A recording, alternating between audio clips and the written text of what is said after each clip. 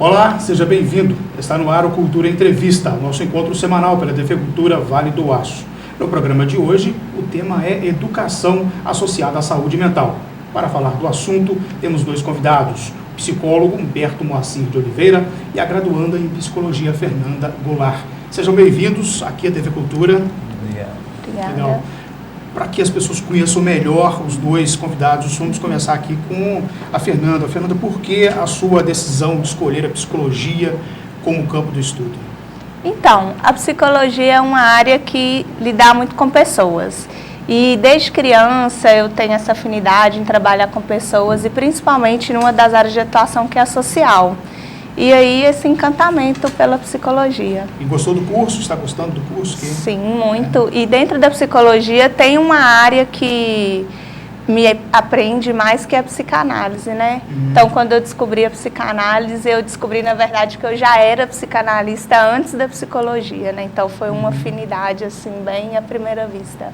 Humberto, professor da área de psicologia, né, Humberto? Por que a escolha da psicologia como campo da profissão? Então, a psicologia, né, ela aparece para mim assim, muito através da arte, né? Eu, né, quando adolescente, aproximei muito da música, da literatura, e aí sempre me instigou um pouco essa questão da subjetividade, da subjetividade que estava por trás de uma obra, né? E comecei a me interessar por esses aspectos humanos, e ao fazer o curso fui me encantando com a clínica, com a psicanálise também, como a Fernanda falou. E estamos aí até hoje, amando muito a profissão.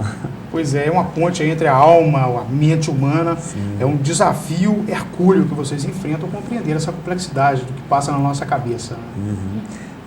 Não compreende, né? A gente busca, na verdade, construir algum saber sobre esse ponto que é opaco, né? Que é incompreensível, né? Que é a subjetividade de cada um. Tem um ponto que tem um limite, né? E a gente vai, no máximo, produzir algum saber sobre isso, né? Legal. Já há quanto tempo, Humberto, na profissão? Desde 2006, né? 9 anos. Eu disse aqui que você é professor e leciona. Sim. Aonde aqui no Vale do Aço? No Pitágoras. Pitágoras. Professor do Pitágoras. Só no Pitágoras? Só no Pitágoras e cursos pelo CEP, Centro de Estudo e Pesquisa em Psicanálise. Legal. Vamos voltar aqui então à pauta principal do programa. Vocês integram um grupo de estudos que se chama Educare, né? O que é esse grupo? O Grupo Educare é um grupo que surgiu entre alunos e professores, né? Então, comigo, a Fernanda, a Tamara Entreportes e a Luísa Rodrigues. É um grupo que surgiu para discutir educação, como o próprio nome sugere, né? A partir de um encontro sobre saúde mental. A gente fazer essa ligação entre saúde mental e educação. Onde se reúne, tem assim, um ponto de encontro, Fernanda? Então, por se tratar de um grupo que não tem um cronograma como a escola, nós preferimos encontrar em lugares públicos, praças, parques, teatro, por entender que a educação ela não se dá só dentro do ambiente escolar. Muito pelo contrário, né? Pelos nossos estudos e pela prática que a gente vivencia, é que o tempo todo a gente está aprendendo. E esses espaços possibilitam, por ser ambientes abertos, uma vivência mais profunda com aquele ambiente, com um aprendizado mais amplo, sem estar trancado em uma sala. E é muito comum nós vermos, principalmente em lugares mais quentes, que professores têm hábito de levar alunos para debaixo de árvores. Eu acompanhei, estava de férias numa cidade de litoral e percebi que as professoras do ensino fundamental levavam os meninos para uma árvore, uma gameleira enorme na beira da praia, quer dizer, um ambiente mais que propício, certamente mais produtivo do que uma sala de aula entre quatro paredes. Sim, acho que tem contato com a cidade, né? Aqui a gente tem, por exemplo, reunido no Parque Ipanema, que é maravilhoso, né? Você pega uma sombra ali, senta, né, embaixo de uma árvore, pega os textos, lê, debate, vê as coisas acontecendo, sente a cidade, né? Não é um ambiente que não é nada artificial, né? Bem... Sentir a cidade em tempos em que as pessoas passam grande parte do tempo navegando na telinha, é um negócio que deve ter ficado em segundo plano para muitas pessoas. Sim, sim. Essa é uma tentativa mesmo, de sair da sala de aula, do ar-condicionado, das telas, dos computadores, né? E até mesmo dos livros, né? Sair para o debate mesmo, vivenciar a cidade. Eu tive um professor que diz o seguinte, que nenhum equipamento no mundo vai conseguir reproduzir a resolução, a definição de imagem que o olho humano consegue captar. Interessantíssimo, né? Aqui, sobre o nome desse grupo, por que Educare? Ele surgiu por conta da própria filosofia mesmo do grupo, né? Quando a gente começou a estudar e começamos a entrar nesse conflito assim, do que é a educação, e esse nome, né, surgiu como um primeiro problema para nós, né? De onde que vem essa palavra educação? E a gente encontrou essa raiz Educare, que significa conduzir para fora, né? Ex do cere, que seria algo como conduzir para fora. Algumas pessoas podem fazer uma crítica também, de conduzir desde fora, como se tivesse alguém conduzindo a criança, né? Mas a gente está apostando mais nessa questão da palavra, que remete ao que vai de interno para o externo, que vai de dentro da criança e de dentro de nós para o mundo. Olha, esse é um momento em que há um questionamento muito grande por parte dos alunos, principalmente, do modelo de ensino que ainda está em vigor no Brasil, né? E tem também o relato de professores que dizem assim, olha, nós não conseguimos mais um ambiente propício para o ensino dentro da sala de aula. Tal é a resistência que os alunos impõem a esse modelo, né? Como é que vocês estão acompanhando esse momento atual da educação? Esse é um tema, né, Fernanda, está na nossa pauta diária, assim, né? Quando começa o nosso grupo de pesquisa por aí, né, de alguma coisa assim, que falha na educação, já aparece há algum tempo. E eu acho que você toca no ponto principal, né, que é o modelo. O modelo de educação nosso é um modelo baseado numa responsabilização quase que integral da educação pela escola, como se educação e escola fossem a mesma coisa. E a gente vem estudando modelos de repensar tanto a escola como a questão da educação no âmbito mais geral. E aí, claro que a gente esbarra nessas críticas, num desconforto, né? Não só a parte dos alunos, não só os alunos se queixando, dizendo que é maçante ir para a aula e às vezes animado porque chega segunda-feira, mas o que é talvez mais grave ainda, os próprios professores, né? Também dizendo, né, que chato, né? Sendo que deveria ser uma coisa maravilhosa, né? Ensinar e aprender. Não poderia ser maçante. Mas você sabe o que é preocupante, que eu percebi há pouco tempo, é que há algumas escolas se transformando em feudos e selecionando verdadeiros gênios, pessoas que querem realmente estudar muito e que depois vão disputar as vagas do Instituto Tecnológico da Aeronáutica, o famoso ITA, as vagas das melhores faculdades federais do Brasil e talvez até fora do Brasil. Quer dizer, enquanto você tem uma turma que não quer estudar e está resistindo a esse modelo, tem uma outra que está no outro caminho. Essa outra escola que está segregando, que está criando feudo, ela estaria atenta a novas práticas, novos modelos? Olha, eu acredito que não. Acredito que continua com o modelo de mais preparar para essas provas do que preparar para ser gênio. Existe um estudo que indica que mais ou menos 98% das crianças de 5 anos poderiam ser considerados gênios. Imagina olha que número grande. Sim. Criativas, com a mente aberta, com repertório para resolução de problemas variados. Essa média, com o aluno de, eu acho, 15 anos mais ou menos, cai para 10. Então, eu acho que a tendência é fechar para essas provas, preparar para essas provas e não tanto preparar para explorar a genialidade, porque não se faz um gênio, nasce um gênio. A gente nasce aprendendo tanto de coisa. Aprender é inato, né? A gente aprende a olhar, falar, tudo isso, né?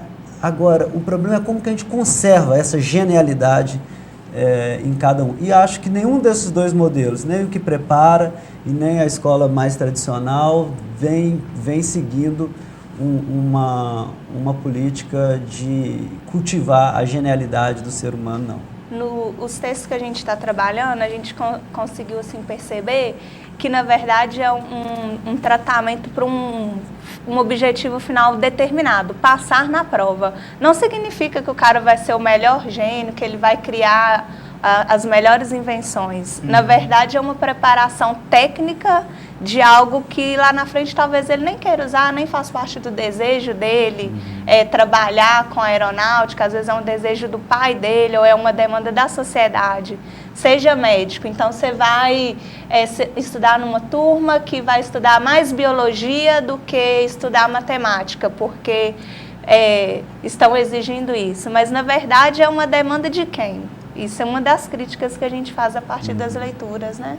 Olha que situação. Bom, e vocês programam, o Educare, na verdade, já tem programado, está agendado aqui, 13 e 14 de novembro, primeira ação dialógica. Vamos falar um pouquinho desse evento? Sim. Pode começar com você, Fernando. Primeiro aqui, quem pode participar desse evento? Então, como se trata de um evento que vai trabalhar saúde, educação e cultura, os participantes são variados, né? Tanto da graduação, pessoas profissionais que já trabalham nessas áreas, é uma faixa etária acima de 14 anos, né? O valor da inscrição para estudantes, graduação de pedagogia, psicologia, direito, administração, todos os interessados, R$50, e os profissionais, depois do dia 15 de outubro, R$70. Pode procurar para fazer a inscrição a partir da página do Facebook, Ação Educare, ou pelo meu contato, que depois eu posso passar, né? Tá, vamos deixar aqui na tela o contato telefônico, não é isso? Isso. Para a inscrição. Ainda sobre o evento, o que vocês estão programando para ocorrer dentro dessa primeira ação dialógica? Esse é o primeiro evento do nosso grupo, né? Então, nosso grupo ele se reúne para estudar basicamente educação e saúde mental, psicologia, etc. Mas, a partir desses estudos, foram surgindo muitas outras demandas, né? Então, foram surgindo questões como a cultura, como a saúde, mais propriamente dito. Então, a gente resolveu fazer esse grande evento, né, com 3 eixos, com 3 tempos, destacando o mal-estar na contemporaneidade, né, aquilo que causa doenças, patologias, sofrimentos, tanto na área da saúde, mais especificamente na saúde mental, quanto na área da educação e da escola, e na cultura e arte. Então a gente vai trabalhar para esses 3 temas. Eu vou começar de trás para frente aí com o último tema, cultura. Qual que é a grande preocupação da cultura nesse momento? Então, são várias, né? Eu vou destacar o que a gente esbarrou, assim, que a gente elegeu para esse evento. É a questão da narrativa, né? A gente vê que há uma certa apologia à informação, muita informação e pouca história, né? Essa é uma crítica que o Walter Benjamin faz já em 1930, né? E que a gente vive ainda mais hoje nos tempos de tecnologia, etc. Então, como que a gente conta a nossa história, não só com a informação, mas colocando algo nosso ali, e não só compartilha algo que o outro nos enviou. A própria escola, às vezes, trabalha muito com esse modelo, né, da informação do professor que vai para a prova e pronto. Mas o que tem de nós? Como é que está a nossa história? Na arte, nas redes sociais, cinema, né? A gente está chamando um cineasta para essa entrevista, que é o Sávio Tarso, que é um leitor de Benjamin também, e dessa crítica especificamente. Na educação nós já falamos bastante sobre ela aqui hoje, e na saúde? Na saúde a gente está trabalhando mais especificamente a saúde mental, né? E pegando principalmente, né, Fernanda, a questão dos diagnósticos. Né? Qual que é esse desafio da psiquiatria, principalmente, mas de todas, da saúde mental, psicologia, terapia ocupacional, etc., de entender essa diversidade humana, cada vez mais na contemporaneidade, sem necessariamente patologizar a diferença e o sofrimento. Nem todo sofrimento, nem toda diferença é uma patologia. Né? E esse que é o ponto que a gente vai abordar. E isso tem uma interface muito grande com a escola. Hoje tem um número de alunos que tomam psicofármacos muito grande, muitos alunos diagnosticados, então a gente vai trabalhar esse tema também. A medicação acaba virando uma espécie de válvula de escape, vamos dizer assim. Poderia ser isso? É uma ferramenta a mais para esse padrão que a gente estava dizendo antes, que está construindo para passar, às vezes, numa prova, mais do que para fazer florescer uma subjetividade, né? E que hoje ela aparece como primeira alternativa também dos pais, da escola, ou até mesmo da própria pessoa, numa tentativa de querer alcançar aquela demanda que é do outro, por exemplo, passar em medicina. Então eu vou consultar, vou tomar um remédio para eu poder concentrar, para eu poder voltar toda a minha atenção para esse objetivo e que no final, que construção que ela fez disso, qual a história que ela contou dela. Ok. Vocês precisaram lembrar aqui de um amigo que tenho que costuma dizer o seguinte, 1h30 de exercício no Parque Ipanema pode ser mais eficiente do que um comprimido para dormir à noite. Sim, sim. É claro que sim, a gente tem que tomar cuidado, né? Porque os remédios, eles têm os benefícios, logicamente, sim. Mas há um excesso, né? Da medicalização da vida, né? De coisas do cotidiano, que é medicado, né? E assim, parece que tem um certo estímulo para se tomar determinado medicamento. A gente acompanha, ou entre pessoas, ou mesmo a publicidade, que é muito discreta agora, muito discreta, mas sempre tem alguma publicidade levando a medicação, sendo que tem alternativas naturais, mais saudáveis. Vamos a um rápido intervalo, nós voltamos logo na sequência desse bate-papo aqui com o professor, psicólogo Humberto Moacir e também com a estudante Fernanda Goulart. Um minuto só.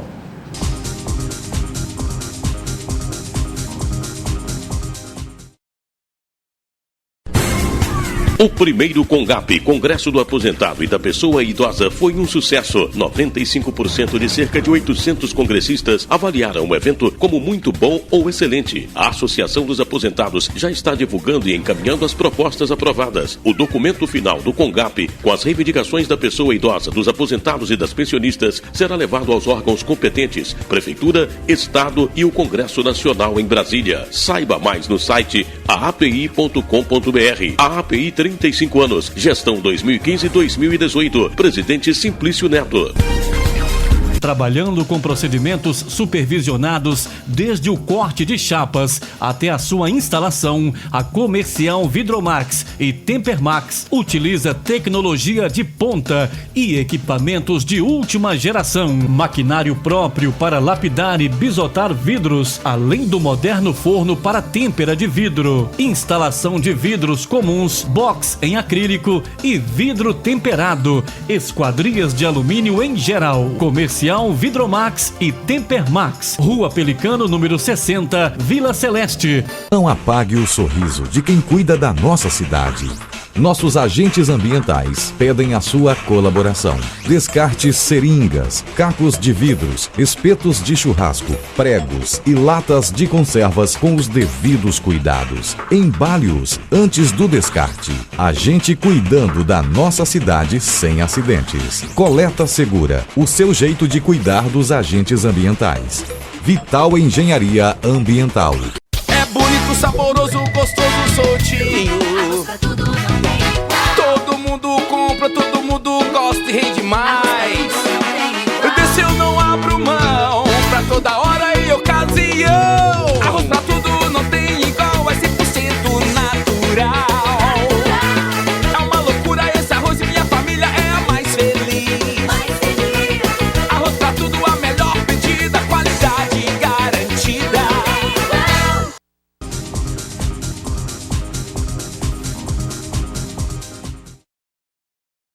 Está de volta ao Cultura Entrevista. Eu quero agradecer a você que tem nos acompanhado aí do outro lado da tela.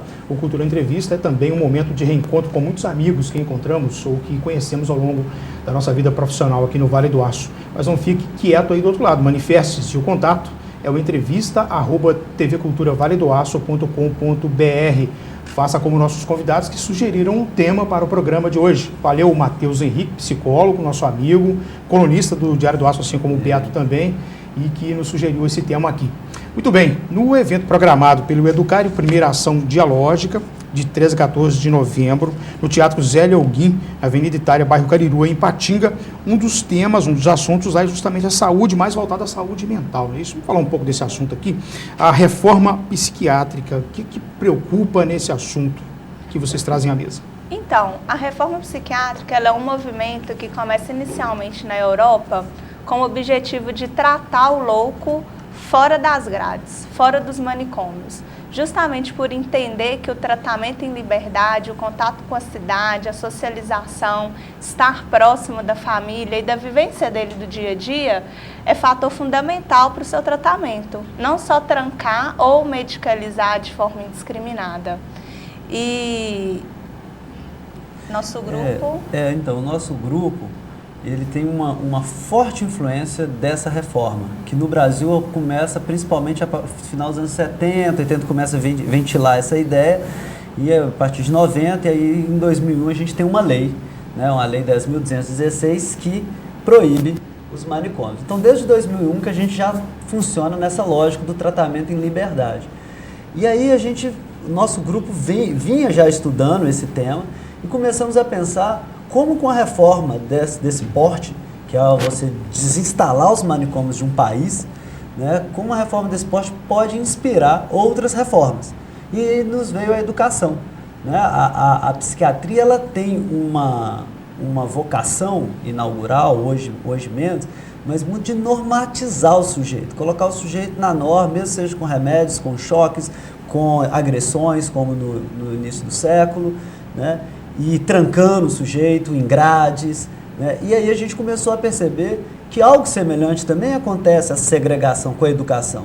Né? Então, da mesma maneira que se pensou que um dia que só era possível tratar sobre as grades do manicômio, também a gente tem um pouco essa falsa ilusão de que só é possível educar nas grades da escola.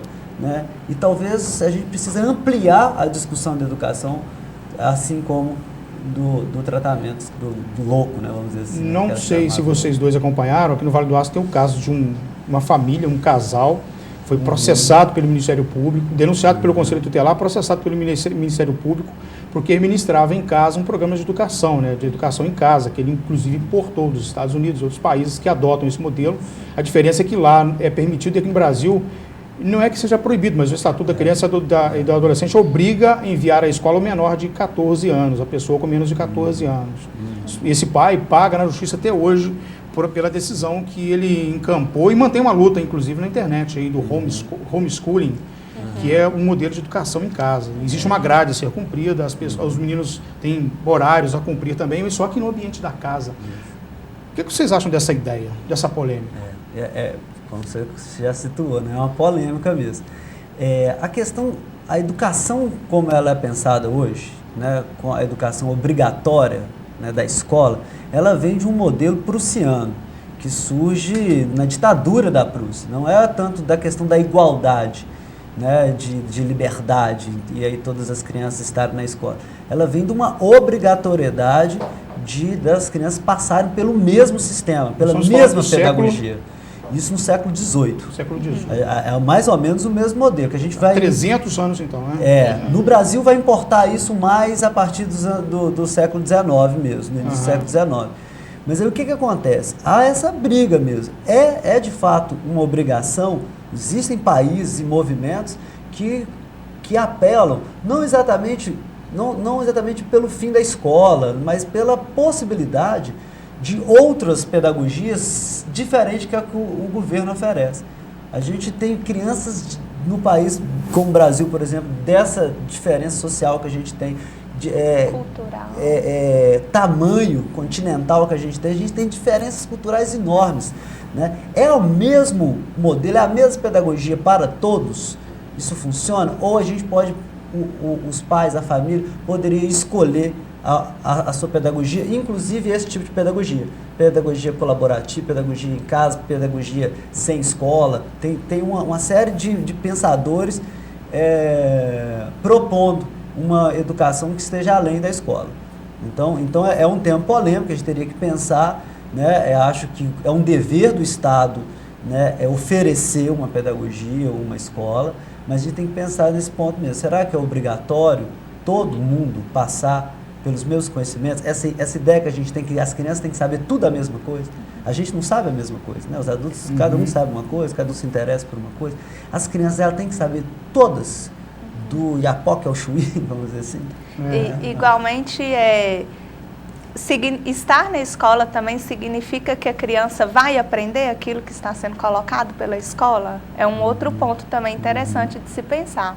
Como eu já havia dito, que a criança pode aprender em vários espaços, e nós aprendemos em vários espaços, existem hoje pessoas extremamente interessadas pela elétrica, por exemplo, e que nunca passaram por uma escola de elétrica. Então, assim, qual é a garantia que a escola vai passar todo aquele saber para a criança, que talvez em outro espaço não poderia passar?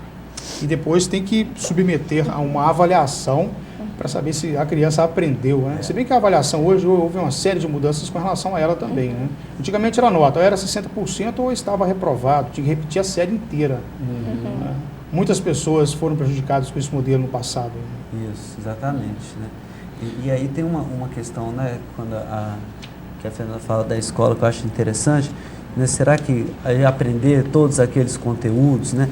A forma de aprender, será que é somente a que a escola oferece? A gente está aprendendo, né, o tempo todo, né? É difícil como é que você vai falar com uma criança não aprender. E é um modelo estranho, porque normalmente é um modelo que a criança tem um pouco de aversão, a gente teria que escutar essas crianças também. Chega às férias, elas ficam felicíssimas, né? E os pais no final das férias eles estão cansados da criança estar lá na casa. A criança, ela resolve, a escola resolve muito um problema também, que é desse porte, de onde vou colocar as crianças, ou seja, a cidade não tem lugares para colocar a criança. Né? A própria escola, um filósofo, né, o Ivan Illich, ele critica isso, a escola fechar nas férias. Né? Ele fala assim, a escola tinha que estar aberta, as crianças tinham que gostar de ir para lá, ir lá jogar bola, aprender, entrar na biblioteca, fuçar no laboratório. Não, mas ela fecha e as crianças não acham ruim, pelo contrário, as crianças festejam, né, que entrou de férias. Então, a criança, a gente tem que repensar o papel da escola, a atratividade da escola e estar de olho, pelo menos, nesses outros modelos educacionais. Por falar em outros modelos, não sei se vocês saberiam responder isso, se já pesquisaram sobre esse assunto, mas como é que está a situação da educação lá fora, nos outros países? Qual que é o modelo que eles têm adotado, que tem funcionado? Em geral, é esse modelo mesmo, é o modelo prussiano. Agora, a gente tem algumas iniciativas muito interessantes, principalmente, por exemplo, na Finlândia, e em Portugal a gente veio estudando também a Escola da Ponte, né? A Escola da Ponte vem fazendo um trabalho fantástico. Primeira coisa que essas duas escolas têm em comum é acabar com a disciplina, né? Com a disciplina no sentido do conteúdo, da grade. Da grade, né? curricular. A grade curricular, que você prende o aluno naquela grade. Ele não estuda flores porque gosta de flores ou está interessado no que é o mesmo flor, é porque é a hora de estudar flores. Ele pode estar interessadíssimo em botânica, mas se chegou a hora de estudar português, passa para português e pronto. Então, deixar uma grade mais aberta. Né? Tanto a Escola da Ponte quanto as escolas da Finlândia já vêm trabalhando desse modelo. A Escola da Finlândia vem trabalhando um modelo ainda melhor, né? Que me parece melhor, pelo menos, que é de trabalhar a sala de aula com professores de diversos cursos. Então, você não vai estudar história, você vai estudar a Primeira Guerra Mundial.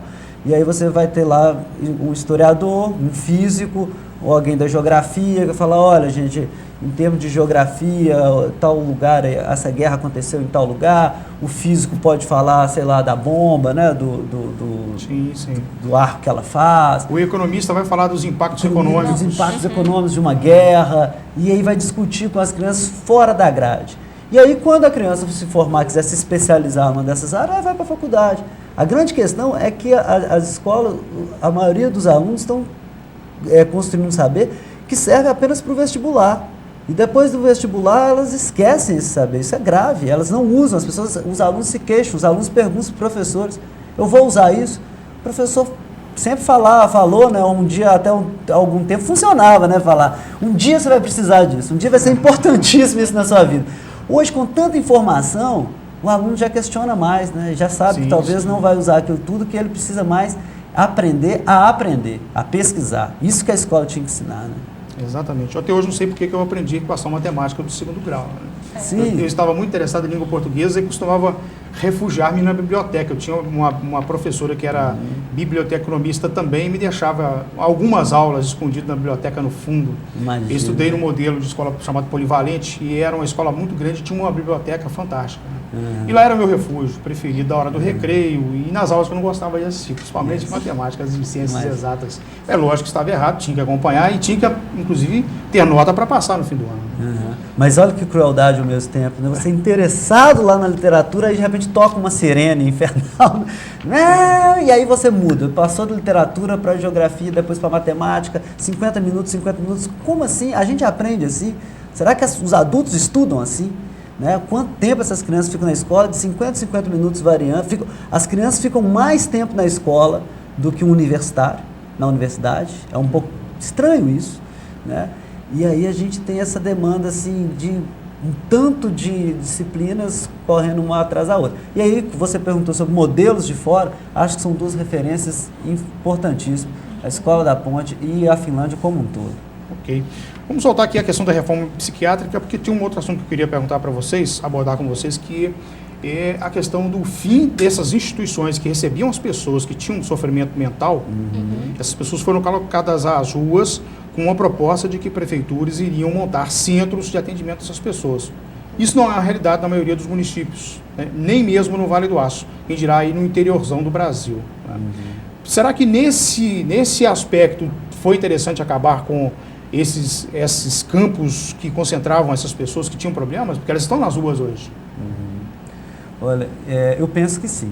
Até porque o manicômio não tratava. A gente não tem um estudo assim, de pessoas que foram tratadas, curadas no manicômio. As pessoas ficavam 20 anos no manicômio. Então, assim, eu concordo com você. É um processo que está em transformação. Ainda tem instituições que são bem manicomiais. Né? Existe uma lei que proíbe isso. Mas, como diz o Drummond, diz que os lírios não nascem com lei, né? Não adianta você colocar a lei. Tem muitas coisas que não adianta só a lei. É preciso um tempo, né? E aí é preciso implantação, é preciso de força política, é preciso pressionar esses governos para trazer CAPs, né? Que são os Centros de Atenção Psicossocial. Agora, eu posso dizer assim, acho que o modelo está bem melhor do que o manicomial, mesmo com muitas falhas. Ainda estamos caminhando. No Brasil tem mais ou menos 13 anos, mais ou menos, né, que a gente tem essa lei. A gente tem muito a caminhar ainda, mas a gente vê principalmente com o retorno dos usuários da saúde mental, e é fantástico, né, quando você escuta os usuários falando. Esse modelo de hospitalização, que é muito bem retratado no Holocausto Brasileiro, Daniela Arber, que certamente já leram. Eu quero o Hospício de Barbacena. Sim. Aquilo era a exceção ou todas as unidades eram com aquele modelo de funcionamento ali? Principalmente público era, né? Porque não era público, era uma mistura de público e privado, né? Não aconteceu esse que é o problema. Houve um tempo até que a Igreja Católica, um setor da Igreja Católica que cuidava do manicômio. Isso, aconteceu o seguinte, quem montasse um manicômio, o Estado praticamente garantia que o manicômio ia ficar cheio. E aí o Estado pagava, então era uma parceria privado e público.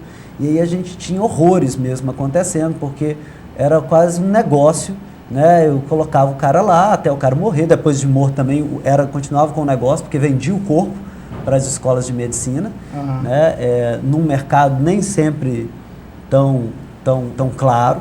Né? Então, assim, o Holocausto Brasileiro talvez seja a maior referência, né? A ponto dela comparar, a autora comparar a história, né, de Barbacena com o massacre nazista. Né? Deixa eu só localizar aqui para o leitor que ainda não leu o livro, não teve acesso, é um livro que foi publicado já faz uns 4 anos, o Holocausto Brasileiro. A autora é Daniela Arbex, você compra facilmente esse livro, é um livro relativamente barato na internet, você consegue localizar e conta a história do Hospício de Barbacena, que foi o maior centro de internação de pessoas consideradas loucas no Brasil. Digo consideradas loucas porque tem uma história que ela conta lá, inclusive, que uma moça de Inhapim, o pai mandou essa moça para o Hospício de Barbacena porque não queria ela em casa, na verdade, ele queria ter domínio pleno sobre a herança, não queria repassar isso para a filha e mandou lá para o Hospital Psiquiátrico de Barbacena. Teve um caso também que está retratado no livro, em que a moça ficou grávida e o pai mandou ela para o hospício porque não queria passar pela vergonha de ter uma filha solteira em casa com a criança. Né? Então foram casos lamentáveis. Além dos doidos, de fato, havia aqueles doidos que eram inventados e colocados no hospício de Barbacena. E depois, para você convencer que não é louco, né? Lá não tinha dentro. jeito, a pessoa morria lá dentro, né? E fugiam Exatamente. também. Porque é uma lei que vinha desde Getúlio Vargas, só foi mudar em 2001. E você precisava apenas da assinatura da família. Então, se uma família quisesse internar, se juntassem algumas pessoas que quisessem internar, possivelmente conseguiria internar. Não era uma junta médica que dizia que se você é doido, você tem que ir para o hospício. Não era só, não era uma questão só médica, não. Pois é. Era uma história triste. E fugiam pessoas desse hospício. Eu me lembro que frequentava a casa de uma tia, que era às margens da BR-262, Realeza, todo mundo sabe que é o entroncamento da BR-116, que vai para Barbacena com a 262. E ali era muito comum que passassem pessoas andando assim, perdidas. Quem que são essas pessoas? Aí é um fugitivo de Barbacena. Então havia fugas, né? As pessoas saíam de lá e não tinha para onde ir, sem referência, sem documento, não lembrava onde era a casa de familiares e saíam andando pelo Brasil afora. Era também um centro de fugas, era uma coisa lamentável, uma coisa triste. Bom, esse então é um dos assuntos que vocês vão tratar, reforma psiquiátrica, a primeira ação dialógica. Isso. Ok. Tem inclusive um teatro, né? Os que são pagos para delirar, só que não, hashtag só que não. Fala um pouco sobre isso aqui. É uma peça fantástica, eu tive o prazer de assistir em Belo Horizonte e agora estou conseguindo trazê-la para cá através do grupo. O espetáculo denuncia o uso exagerado de medicamentos e diagnósticos psiquiátricos, além de muitos outros temas da nossa cultura. Né? O trabalho em dramaturgia de Daniele Sendin, em direção de Marina Viana e Marina Artuzzi. São duas Marinas? São duas Marinas. Referências em Minas Gerais e ganhadoras de prêmios do Simparc, do Sindicato dos Produtores de Arte. É isso? Portanto, é uma das peças, né? Na sexta-feira, ela é uma comédia, é bom falar assim, ela é uma comédia super interessante que trabalha exatamente com esse limite entre ficção e realidade, entre normalidade e loucura. Até que ponto cada um de nós não tem as suas loucuras, né? E como que cada um percebe o mundo e a maneira de você perceber o mundo pode ser diagnosticado, né? Tá, nós vamos agora a um rápido intervalo e voltamos logo na sequência desse bate-papo aqui com o professor Humberto e também com a Fernanda Goulart. É um minuto só.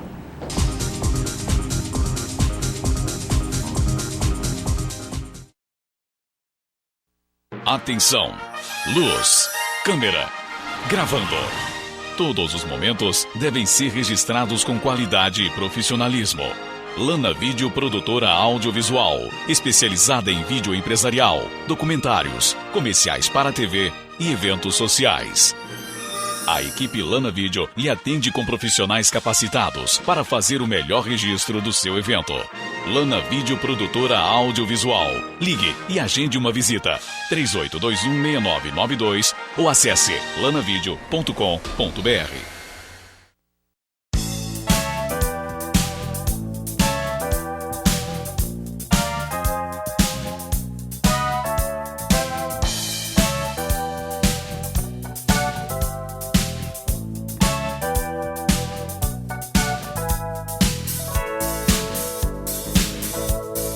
John Móveis, Avenida Alberto Giovannini, 141, bairro Betânia.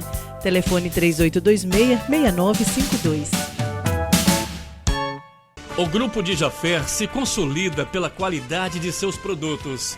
Dijaffer, ferro e aço em Fabriciano e aço nobre em frente à passarela do Iguaçu em Patinga. Ferro e aço para construção, serralheria e usinagem, metalons, perfis para estrutura e eletrodos no atacado e varejo. Máquina de fabricação própria de telhas sob medida. Dijaffer, construindo um vale de ferro e aço. Avenida Tancredo Neves, 553, Coronel Fabriciano. Aço Nobre, Rua Pedras Preciosas, 25, Iguaçu, Ipatinga. O Salão e Buffet Garota de Ipanema tem um espaço amplo e confortável, com uma capacidade para 800 pessoas, com seu ambiente climatizado e com 3 saídas de emergência, de acordo com as exigências dos bombeiros. Possui palco, sonorização e iluminação de boate. E nosso espaço está disponível para casamentos, aniversários em geral, congressos e palestras, disponibilizando também cardápio variado e serviço completo de recepção. Salão e Buffet Garota de Ipanema. Venha de convidado na sua própria festa. Rua Tupinambás, número 30, bairro Iguaçu, Ipatinga. Telefone 3824-8803. Visite também o nosso site www.bifegi.com.br.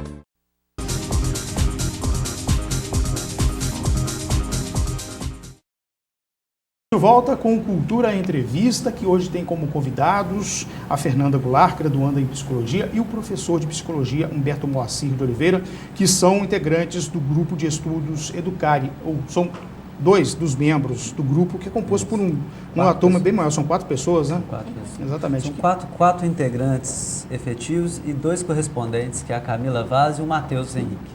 Bom, no evento que vocês programam, Primeira Ação Dialógica, dia 13 e 14 de novembro, eu vejo aqui que um dos assuntos aqui é uma entrevista com o professor Sávio Tarso, a comunicação nos tempos do Facebook e outras mídias digitais. Vamos falar desse assunto aqui, que é um assunto assim que é a quantidade de informação que rola hoje nas mídias sociais. É uma coisa assim que ao longo de 20 anos de trabalho eu nunca tinha visto um meio capaz de difundir tantas verdades e inverdades também. Isso. Do ponto de vista da psicologia, professor, começando com você, como é que você está acompanhando esse novo momento? Então, chamar o Sávio aí não foi por acaso, não, porque a gente compartilha com o Sávio, a psicologia compartilha com o Sávio de uma questão que é interessante, que é a narrativa. O Sávio é documentarista, né? Então o Sávio colhe a narrativa de cada um. E nós, da psicologia, colhemos também no consultório a narrativa. Né, que o sujeito conta da sua própria história, a maneira que ele conta a sua própria história. E isso vem mudando. A relação do sujeito com a própria história, consigo mesmo, ela vem alterando a partir das mídias. Né? Isso não quer dizer que é necessariamente ruim, tem vários benefícios, né? Mas também há um certo distanciamento do sujeito com a sua própria história. Né? Às vezes o sujeito se confunde com a história que ele vê lá no próprio computador, que ele expõe no computador, e as próprias informações que passa por ele, né, uma pletora de informações, um tanto de informação que o sujeito às vezes não absorve criticamente, não se deixa tocar por ela, né, e apenas vai repassando, sem entrar, né, sem deixar que a informação entre e ser transformado pela informação e se transformar através da maneira como se conta a própria história. Inventa história também, Fernanda? Também, mas eu fiquei pensando assim nesse tema muito em relação à escola, né? Trazendo mais por esse estudo que a gente está fazendo, em relação à educação. Como que muitas vezes são dispositivos que são afastados da metodologia escolar, mas que estão aí entre os alunos, eles mexem no celular o tempo todo, têm acesso à internet e a escola às vezes exclui essa informação, quer que o aluno desprenda totalmente desse dispositivo, sem tentar pegar esse dispositivo como uma ferramenta mesmo que pode contribuir nesse processo educacional. E é interessante a gente conversar sobre isso mesmo, que uso que se faz disso, desses dispositivos. Agora, são recursos novos de comunicação que têm sido usados para divulgação de inverdades, de intranquilidades também. Sim.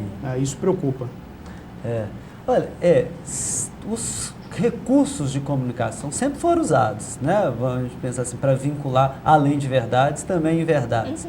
Né? Mas o que a gente tem é um excesso muito grande, que aí, por um lado, a gente tem um modelo mais perigoso, como você está colocando, porque aumenta a possibilidade de verdade, mas aumenta muito a possibilidade de inverdade. Mas, por outro lado, você cria um dispositivo também interessante, Alex. Eu fico pensando hoje, é uma crítica que a Viviane Mosé faz, que eu acho muito interessante, que é você sair do modelo piramidal, né, que é do para vários, da emissora de televisão, da rádio, para várias pessoas, para um modelo de conexão, de rede. Ou seja, quem monta as verdades e inverdades não parte tanto de um. Então há um espaço, pelo menos virtual, pelo menos potencialmente, assim, a gente teria que usar melhor esses espaços, mas um espaço de diálogo, de construção de verdades a partir desses encontros, dessa rede. Acho que ainda está novo. Mesmo falar, já tem um tempo que está sendo usado, mas eu acho que está novo. Eu acho que por enquanto está um certo caos, como você um pouco coloca quando você fala das inverdades, né? Mas eu penso que amadurecendo, a rede pode ser uma ferramenta fantástica também. Eu me lembro que recentemente teve um episódio de um incêndio de um ônibus que teria sido ordenado em Ipatinga por presos do presídio local. Sim. E foi disseminado pelas mídias sociais áudios, né, gravação feita dentro do Ceresp, em que presos ameaçavam tocar fogo na cidade, não sei o que, dizer, uma série de coisas, série de ameaças. Demorou-se 2 dias, nós observamos isso, 2 dias para que o poder público, o poder instituído, começasse a rebater aquilo como inverdade, porque o que eles estavam disseminando já não era mais possível. Continuava a circular as ameaças, mas o foco de execução das ameaças não existia mais. As pessoas já estavam presas, quem tinha a capacidade de executar algum crime já estava preso, já estava fora de ação, e essas mensagens continuaram a provocar intranquilidade. Eu me lembro que numa segunda-feira ou numa terça-feira eu passei na Avenida Buller Marx, no Parque Ipanema, às 7h30 da noite, todas as barracas da orla do Parque Ipanema estavam fechadas, todas estavam fechadas, as pessoas fecharam com medo. E eram inverdades, nesse momento já eram inverdades. Houve um outro episódio muito parecido também na cidade de Pingo d'Água, em que disseram que haveria um massacre na porta da escola, a cidade toda praticamente fechou as portas. O poder público não foi lá combater essas inverdades. É isso então que está faltando, essa adaptação, quer dizer, começa a inverdade, alguém tem que ir lá combater essa inverdade. Eu acho que tem que combater a inverdade e também tem que ter um certo preparo também dos novos usuários, né? Da questão da educação mesmo. Né? De saber o que é verdade e o que não é. De saber, não só distinguir o que é verdade e o que é inverdade, mas saber, por exemplo, as consequências de transmitir uma informação, né? Porque, de repente, você transmite uma informação sem saber se é verdade ou inverdade, e você chega, como teve recentemente um horror, né? Que espancaram uma pessoa lá enganada, né? Que sim, ela foi acusada de fazer uma magia, né, com crianças, etc. Então, era um boato, e, de repente, isso é circulado, né? Com casos de estupros também em Ipatinga, se não me engano, né? A delegada tem que ir na televisão e dizer, não transmita a foto estavam repassando a foto de um sujeito que não tinha nada a ver com isso. Então a gente tem que começar a ter mais consciência também de que nós não estamos ali, né? Por mais que pareça algo pessoal, não está eu e você, a gente está ali na rede jogando para um público muito grande. Para o mundo. A gente tem que ter mais responsabilidade nos repasses das informações, mas eu acho que se a gente souber usar, é uma boa ferramenta, com certeza. Sim, ampliou muito. Né? Ampliou. Principalmente naquelas comunidades onde não existem veículos de comunicação, como nos grandes centros, lá certamente é um meio de circulação de informação em grupos menores, mas certamente de grande utilidade, não tem a menor dúvida disso aí. Né? Ainda sobre a primeira ação dialógica, vamos só fechar aqui a programação, professor. Vai ser no Teatro Zé Leoguin, quer dizer que há uma limitação de público, né? Sim. Isso. O evento está programado para 206 pessoas, que é o que comporta o Teatro Zé Leoguin. Tem os convidados e as vagas são limitadas justamente por esse espaço, né? Tá, o contato para a inscrição?